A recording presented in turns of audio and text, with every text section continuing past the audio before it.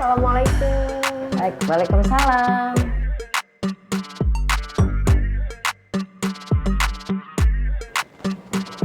Misi Ibu, saya Anissa dari Ada Podcast. Pengen ngobrol-ngobrol santai nih sama Ibu, boleh Bu? Baik, boleh. Ayo Mbak, silakan.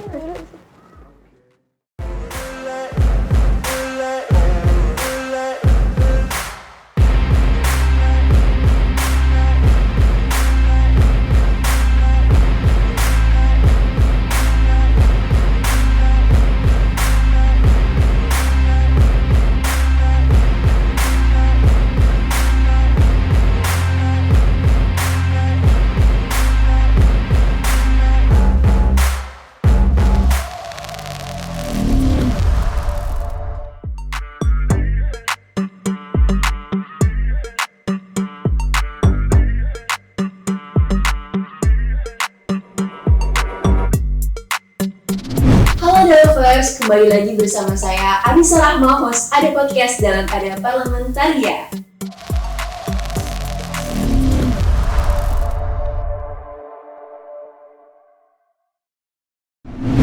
Saat ini saya sudah bersama dengan wanita hebat yang juga merupakan salah satu anggota Dewan di DPRD Kota Bekasi.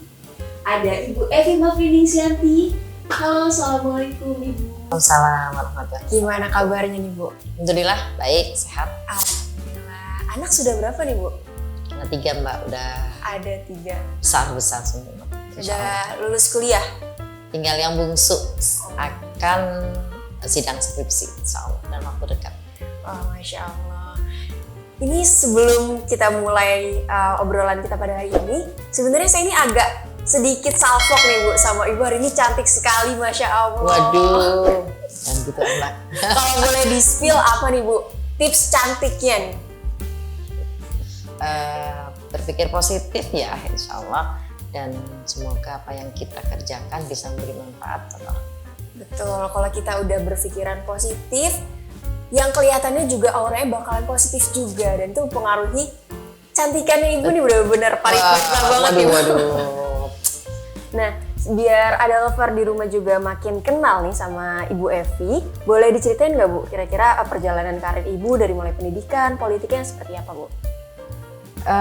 Saya lahir di kota kecil ya, di sebuah kabupaten Pemalang, dan dididik insya Allah dengan agama yang cukup baik ya, meskipun orang tua itu sederhana, tapi pendidikan adalah yang paling utama. Jadi alhamdulillah kita berlima, alhamdulillah hampir semuanya sudah selesai sarjana S2 dan sebagian juga akan selesai S3, karena memang di keluarga kami mengutamakan pendidikan sebagai bekal.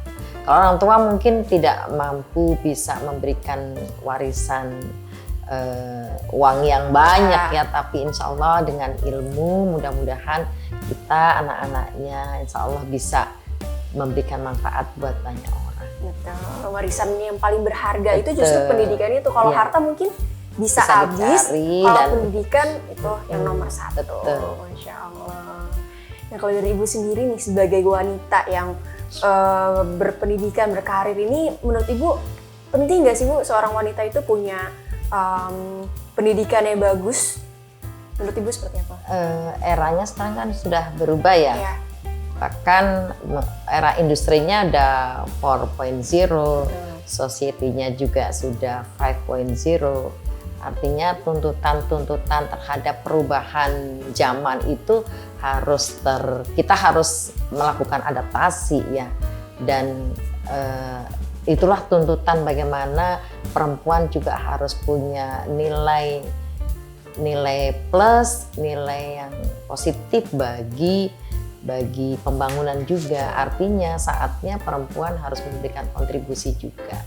Dan terkait dengan ini kita akui juga banyak sekarang perempuan itu berusaha untuk memantaskan diri, meningkatkan skill, kualifikasi, sehingga perannya di masyarakat insya Allah lebih maksimal dalam kontribusi di pembangunan. Udah berubah ya zamannya. Kalau dulu kan masih berpikir kalau wanita itu udahlah di dapur aja, di rumah aja. Padahal sebetulnya wanita tuh bisa juga berkontribusi di masyarakat seperti itu. Iya. Tapi kita juga memahami budaya patriarki ya, budaya terkait bahwa laki-laki dianggap lebih unggul daripada perempuan, itu juga di masyarakat masih ada. Tapi dengan adanya peran perempuan itu bisa maksimal juga di lingkungan, di masyarakatnya, stereotip ini sudah semakin berkurang ya. Artinya masyarakat sekarang memahami betul bahwa perempuan juga bisa berperan besar di lingkungannya, di pembangunan yang lebih besar ya, di pembangunan di masyarakatnya. Dan inilah yang membuat sekarang kesempatan berkiprah, kesempatan berkembang itu bagi perempuan lebih terbuka luas. Baik. Nah Bu, boleh diceritain sedikit nggak Bu, kira-kira perjalanan Ibu sebelum menjadi anggota Dewan itu seperti apa? Ya. Kalau saya memang dulu berangkat dari sebagai aktivis ya. Kalau dari kecil memang saya diberi kesempatan berkembang oleh orang tua, dan karena saya juga aktif di beberapa organisasi sejak kecil ya, artinya sejak masa sekolah, itu memudahkan saya untuk bisa berkontribusi langsung di masyarakat. Dan kemudian di tingkat perguruan tinggi saya juga aktif di organisasi-organisasi kemahasiswaan, ada HMI, ada PI, Pelajar Islam Indonesia, dan itu menempa saya untuk untuk menjadi perempuan yang bisa, insya Allah ya, mudah-mudahan bisa lebih kuat untuk berkontribusi juga. Oh, Masya Allah, sangat luar biasa sekali nih Bu Evi, perempuan tapi tetap bisa berkontribusi banyak di masyarakat, aktif dari sejak kecil ya Bu? Ya, kan kalau di daerah itu ada yang namanya remaja masjid gitu ya, dan memang keaktifannya di situ. Dan memang saya dari sekolah dasar itu sudah ikut namanya organisasi Pelajar Islam Indonesia. Ya.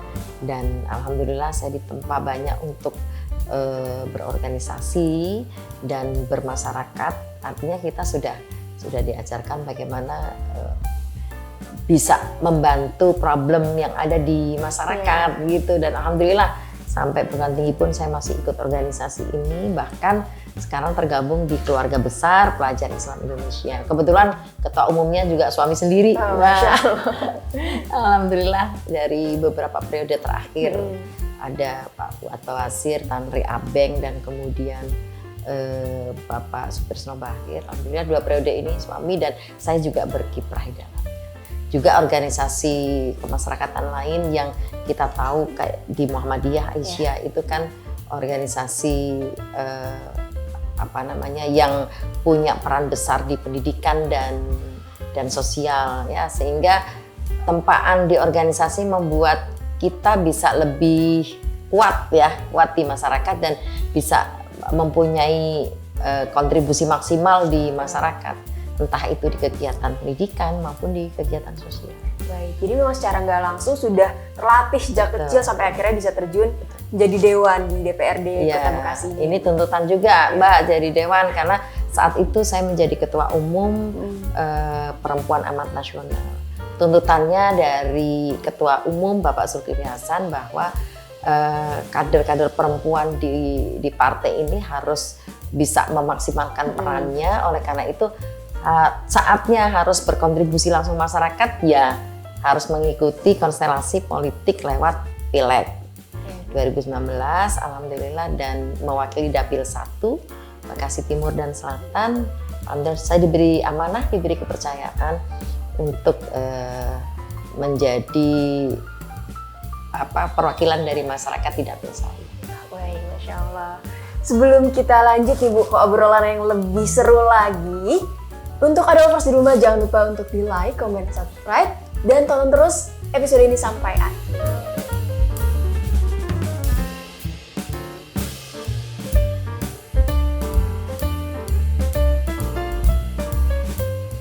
Kembali lagi bersama saya, host Ada Podcast dan Ada Parlementaria.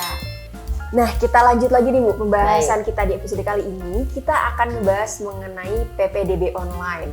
Nah Bu, ternyata PPDB online ini masih banyak pro kontranya nih di masyarakat. Nah, kalau menurut pendapat Ibu gimana tanggapan ini? Insya Allah lebih banyak pro-nya ya. Insya Allah ya. Lebih banyak pro-nya karena pasti setiap sistem yang namanya baik PPDB online namanya atau sistem apapun dalam rangka untuk menertibkan suatu kegiatan pendidikan salah satunya pasti ada kelemahannya. Jadi kita ambil sisi positifnya aja, ya, betul. Bahwa PPDB online tahun 2023 ini kita tetap masih mengutamakan, memprioritaskan terkait dengan prosentase untuk anak-anak calon anak didik yang tidak mampu. Tahun ini, tahun 2023, itu di jalur zonasi sesuai ketentuan undang-undang itu adalah 50% minimal dan 33%-nya adalah afirmasi. Itu berasal dari masyarakat tidak mampu. Nanti ada beberapa prasyarat yang harus dipenuhi seperti SKTM, terus kemudian yang bersangkutan keluarganya harus masuk ke DTKS terlebih dahulu, harus ada verifikasi dari dinas sosial, dan kemudian 15%-nya itu dari jalur prestasi ya, yang akademik dan non akademik, dan 2%-nya dari perpindahan orang tua. Nah Bu, kalau untuk proses dari PPDB-nya sendiri itu seperti apa sih Bu? Dari mulai pendaftaran dimulai apa? Sekarang sudah masuk ke pra pendaftaran ya. Kalau secara tanggal mungkin saya tidak terlalu hafal. Sebentar saya cek untuk tahapan-tahapannya ya. Tahapan-tahapan untuk PPDB online tahun ini, tahun 2023, tanggal 22 Mei sampai 23 Juni itu udah masuk pra pendaftaran. Dan untuk verifikasi berkasnya itu 22 Mei sampai 23 Juni 2023. Nanti ada seleksi itu tanggal 26. Seleksi yang pertama ada 2 tahap. Yang pertama 26 sampai 28 Juni dan 3 sampai 5 Juli. Itu untuk nanti seleksinya. Baru pengumumannya adalah 30 Juni yang tahap pertama dan 10 Juli adalah 10 Juli 2023 tahap yang kedua. Dan masing-masing jalur yang tadi saya sebutkan tentu ada prasyarat yang harus dipenuhi.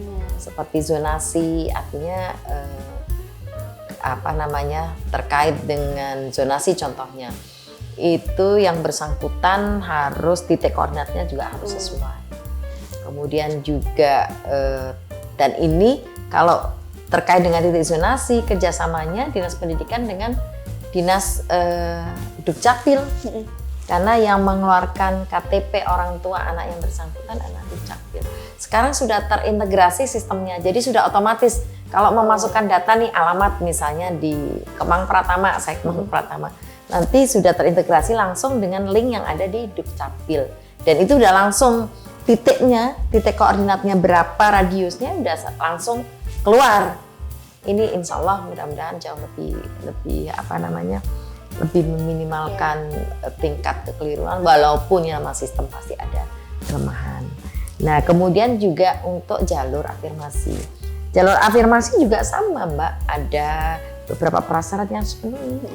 Tadi saya sebutkan ada terkait dengan surat keterangan tidak mampu lewat SKTM dan kemudian diverifikasi di dinas sosial, semuanya harus masuk DTKS lebih dahulu, jadi bertahap ya, artinya ada beberapa klasifikasi prasyarat yang harus dipenuhi. Dan juga terkait dengan perpindahan orang tua, itu ada minimal berapa bulan, semuanya diatur. Artinya nggak serta-merta orang tuanya pindah baru 1 minggu kemudian masuk dalam jalur ini, nggak bisa. Ada prasyarat. Karena pernah denger Ibu ada 6 bulan kejadian minimal. Ada kejadian yang dia itu sampai pindah rumah supaya bisa masuk ke zonasi sekolahnya itu. Iya. Nah jadi ada persyaratan berapa bulan Bu tadi? 6 bulan. 6 bulan sebelum mendaftar ke sekolah yang diinginkan. Gitu. Dan untuk tahun ini itu sedikit berbeda karena zonasinya terbagi menjadi 4 zona Mbak. Ada zona A, itu yang meliputi Bekasi Timur, Utara, dan Medan Satria. Kemudian zona B Pondok Gede, Bekasi Selatan, dan Bekasi Barat. Dan kemudian zona C itu Rawalumbu, Mustika Jaya, dan Bantar Gebang. Dan zona D itu masuk Jati Asih, Pondok Melati, dan Jati Sampurna. Itu yang masuk di zona-zona. Dan nanti zona-zona yang tadi saya sebutkan juga nanti ada sekolahnya. Misalnya contoh satu aja ya, masuk misalnya di zona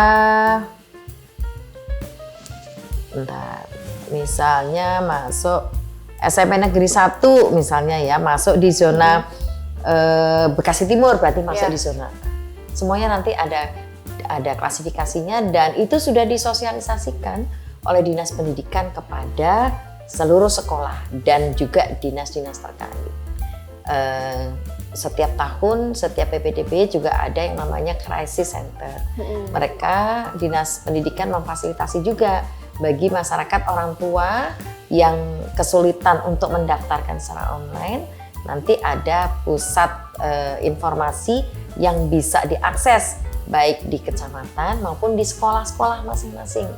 Sekolah asal ya, atau sekolah yang dituju, misalnya nanti anak ini mau mendaftar di sekolah SMP 1, maka mereka bisa juga langsung datang di situ untuk menanyakan.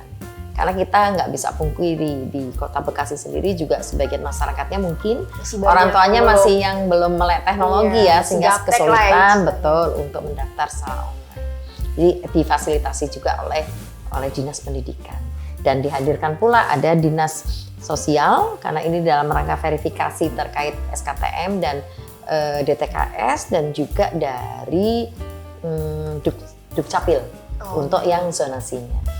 Jadi untuk orang lebih tua komprehensif di rumah lah insya Allah. Walaupun pendaftarannya online nggak perlu khawatir lagi karena sudah disediakan yang namanya crisis online. Crisis center crisis center. Jadi bisa masih bingung pusat bisa informasi lah. Iya, pusat informasinya. Jadi masih bingung bisa langsung datang aja. Nah itu lokasinya di mana Bu? Di setiap tempat ada? Di kecamatan ada. Setiap kecamatan ada. Dan kalau merasa lebih dekat dengan sekolah bisa ditanyakan di sekolah masing-masing. Baik. Nah selama proses PPDB itu berarti full online Bu?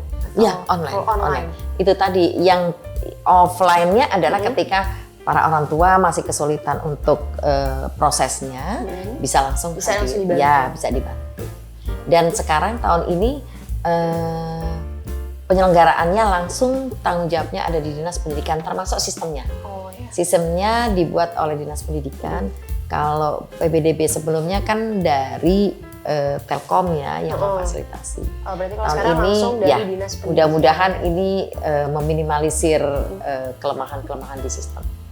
Berarti itu tetap ada kerjasama dari Dinas Pendidikan dengan Telkom atau full dari Dinas Pendidikan untuk tahun 2023. Iya, karena kalau misalnya kita berbicara tentang online kan pasti ada kaitannya dengan sistem server yang kadang masih suka error atau seperti apa, itu berarti. Nah itu juga dibantu oleh Kominfo, Dinas Kominfo Kota Bekasi dilibatkan juga untuk memantau dan memastikan bahwa server di saat loadnya tinggi biasanya kan loadingnya akan Betul. ini ya Error tuh. error gitu. Kita harapkan kemarin kita pastikan Kominfo kemudian Dinas Pendidikan kita panggil di Komisi 4 mereka memastikan bahwa insya Allah mudah-mudahan ini sistemnya sudah dibuat sedemikian rupa agar servernya bisa lancar insya Allah. Baik, berarti Disupport oleh Kominfo. banyak support untuk aplikasi dari PPDB ini Betul. bisa berjalan dengan Iya. lancar ya Bu? Iya.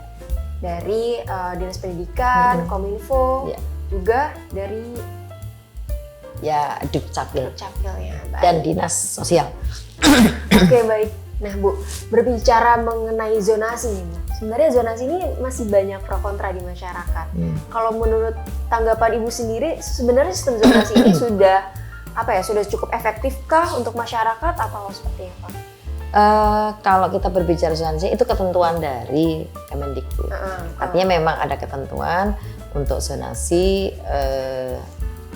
50% ya, minimal 50% dan diatur sekarang sudah diatur di tingkat juknisnya oleh Dinas Pendidikan terbagi menjadi 4 zona tadi. 4 zona tadi diharapkan bahwa yang misalnya ada wilayah yang sangat melekat antara contoh mana ya yang kira-kira misalnya sekolah itu bisa ada di zona B dan ada di zona A misalnya. Yang paling dekat mana nih? Kalau dilihat dari radiusnya itu masuk di zona itu. Misalnya ternyata sekolah itu ada di zona A. Tetapi dia sebenarnya dekat di zona B. Zona B. Dia bisa masuk di zona B. Oh iya. Jadi dilihat dari kedekatan jarak radius juga. jarak yang paling dekat dengan zona tersebut. Baik. Karena kalau masuknya di zona B nggak bisa dimasukkan di zona kalau nggak salah radiusnya 3 km kalau nggak salah. Radiusnya 3 km Ya, dari rumah ke sekolah yang itu yang tadi melekat Ya, dengan antara zona 1 dan zona jadi lain. walaupun dia sebenarnya masuknya di zona A, kalau lebih dekat ke zona B Betul. bisa daftar ke zona B Betul. juga. Ya. Baik. Artinya ini dia sudah dibuat agar tidak mempersulit juga bagi anak didik warga Ya. Kota Bekasi. Nah, baik Bu. Ini saya sebenarnya agak sedikit penasaran Bu. Kalau menurut Bu Evi sendiri sebagai kan Ibu juga sebagai orang tua ya Bu, permasalahan mengenai zonasi ini apakah sudah cukup untuk mengatasi permasalahan pendidikan di Indonesia atau seperti apa Bu? Sebenarnya udah cukup nggak sih Bu untuk mengatasi permasalahan itu? Kalau kita lihat secara data di Kota Bekasi itu kan terbatas ya. Ya. Baik sekolah SD-nya maupun SMP. Artinya kalau kita buat persentase sebenarnya kalau di sekolah swasta contohnya, sekolah swasta SD ya, baik yang SD negeri, kemudian SD swasta maupun madrasah ibtidaiyah misalnya. Itu prosentasenya kalau negeri itu 59% SD prosentasenya dan swasta 40%. Tapi persentase untuk rombelnya itu juga terbatas, hanya ada 1.577 dan sementara jumlah lulusannya 43.000 kurang lebih.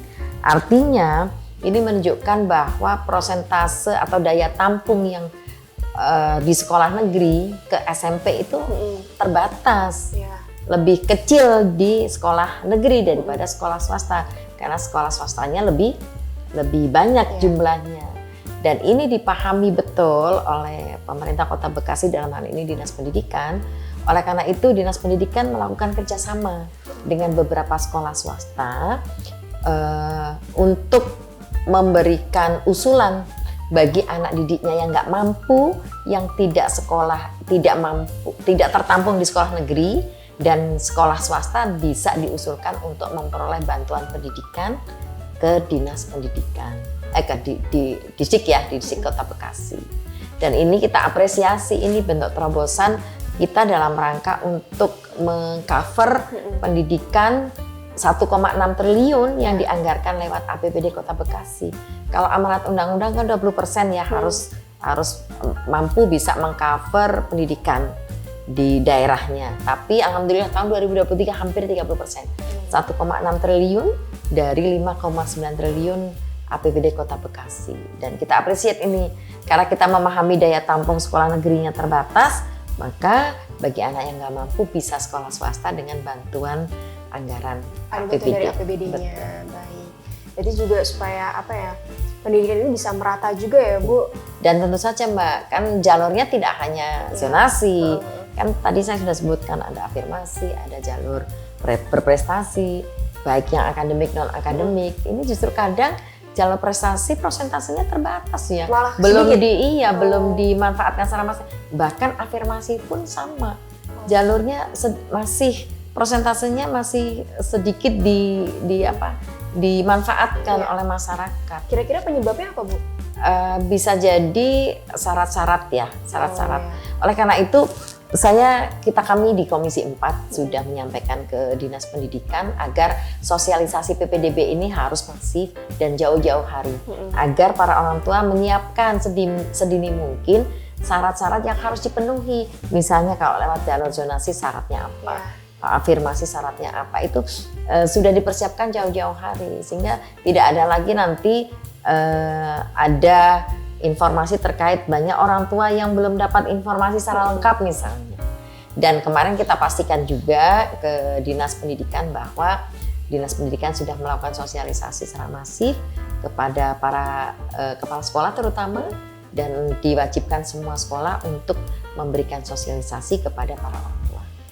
Baik, jadi sebenarnya jalur ini tuh buat masuk ke sekolah ini banyak banget. Betul. Dan gimana masyarakat bisa memanfaatkan itu harus dipersiapkan dari sekarang. Baik. Nah, sebelum kita lanjut lagi ke obrolan yang makin hangat nih, makin seru lagi, jangan lupa untuk ada lovers di rumah untuk ditonton terus video sampai akhir, jangan di skip dan jangan lupa untuk di like, comment, and subscribe.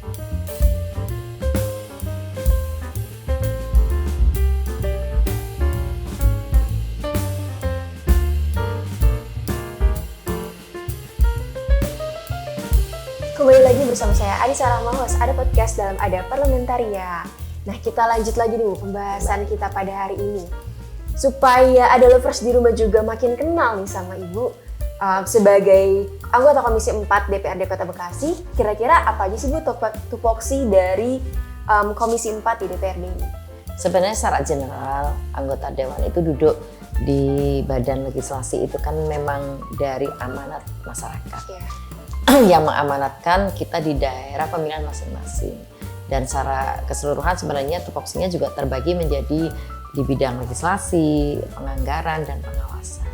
Tapi karena saat ini saya ada di Komisi 4, komisi yang membidangi terkait dengan pendidikan, kemudian ketenagakerjaan, sosial, keagamaan, pemuda dan olahraga, juga perempuan dan anak.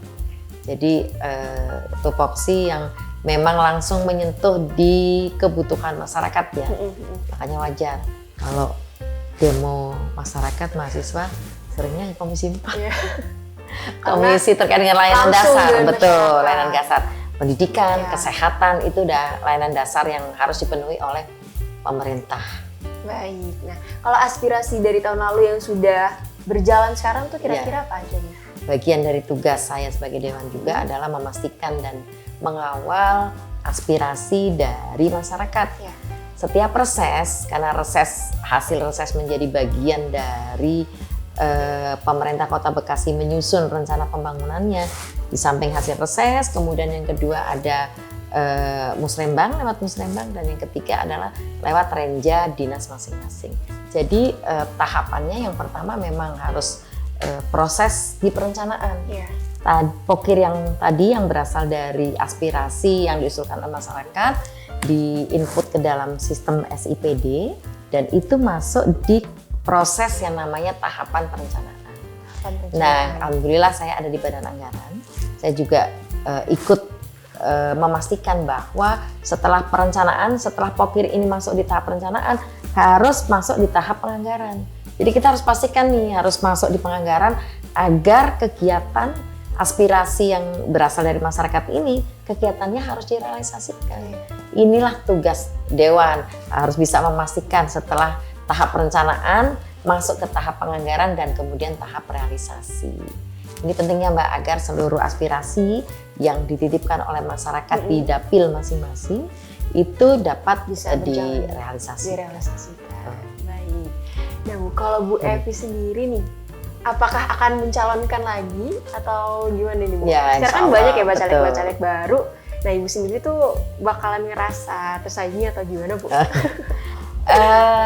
Secara pribadi saya appreciate juga kepada banyak perempuan yang insya Allah mudah-mudahan Pileg 2024 juga ikut mewarnai konstelasi Pileg ya, dan kita semua turut mengawal agar kuota 30% ini terpenuhi.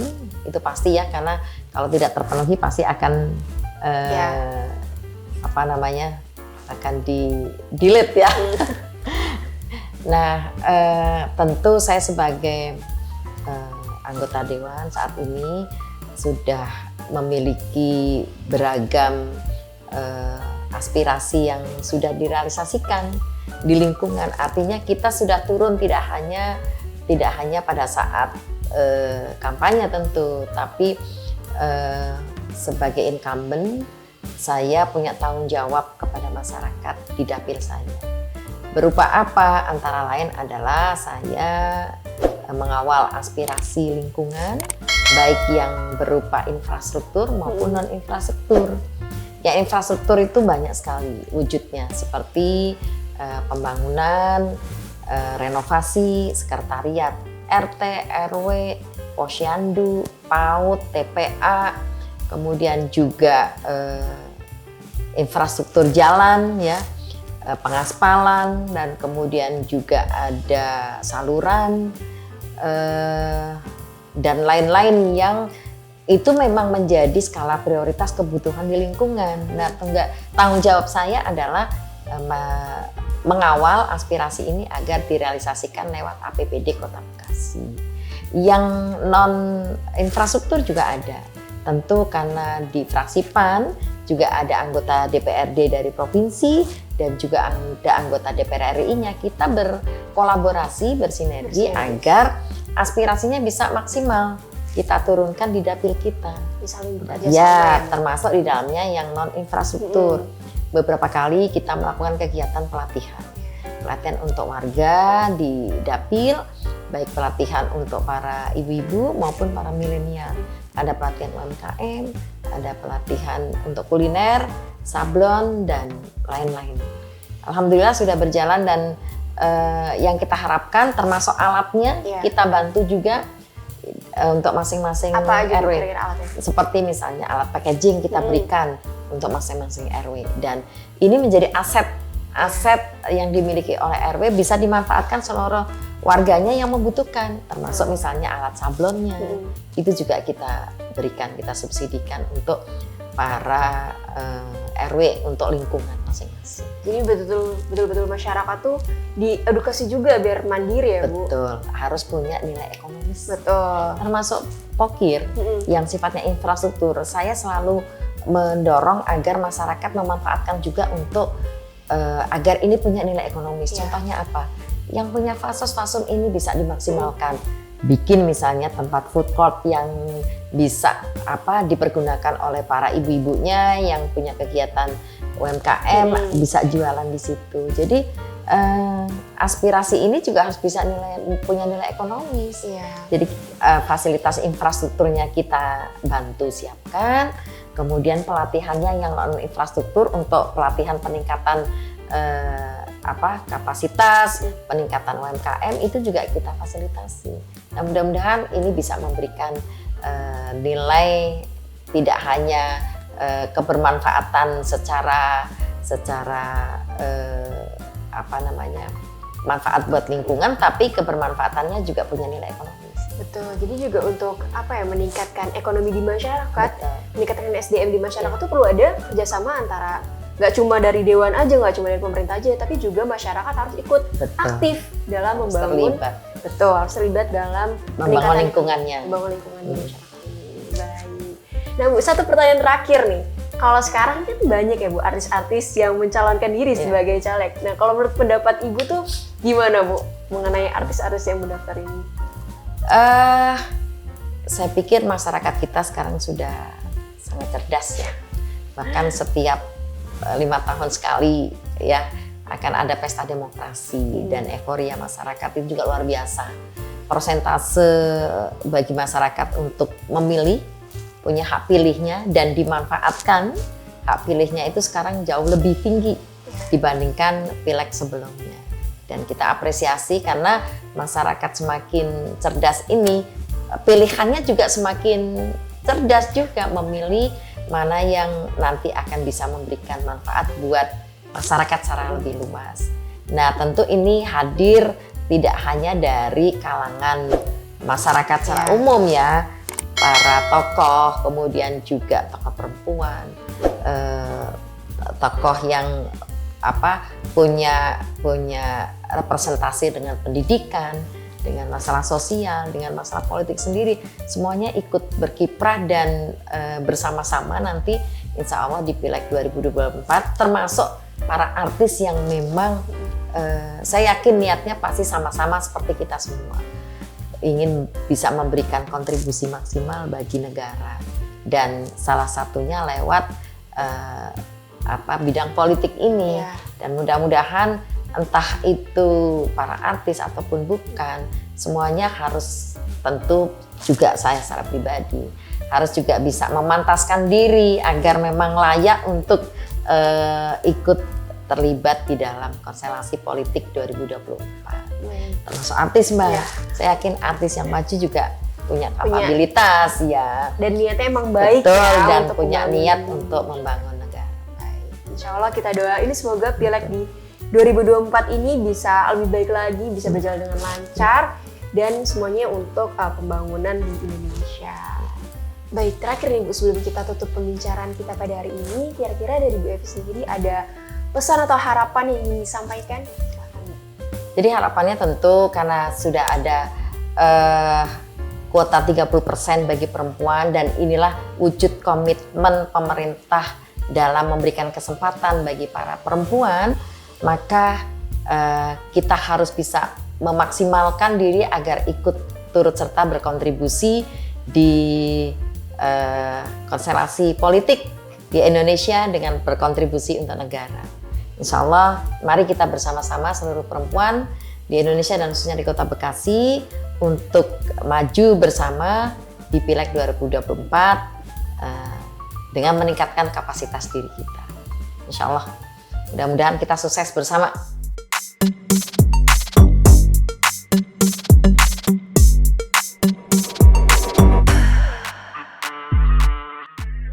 Nah, itu dia obrolan santai kita pada hari ini. Semoga informasi yang disampaikan bisa bermanfaat untuk ada lovers semua di rumah. Dan tungguin episode-episode selanjutnya karena akan ada keseruan-keseruan lainnya dari anggota Dewan yang lainnya. Terima kasih Bu Evi untuk waktunya hari ini sudah menyempatkan hadir di Ada Podcast. Sama-sama. Kira-kira abis ini ada apa lagi nih Bu? Masih ada rapat Banggar. Insya Allah ini dalam rangka untuk membahas LHP BPK. Ya. Padat banget ya ini kegiatannya. Ya, betul. Terima kasih sekali lagi untuk salam juga untuk teman-teman di fraksi PAN, juga teman-teman di Komisi 4. Terima kasih Bu.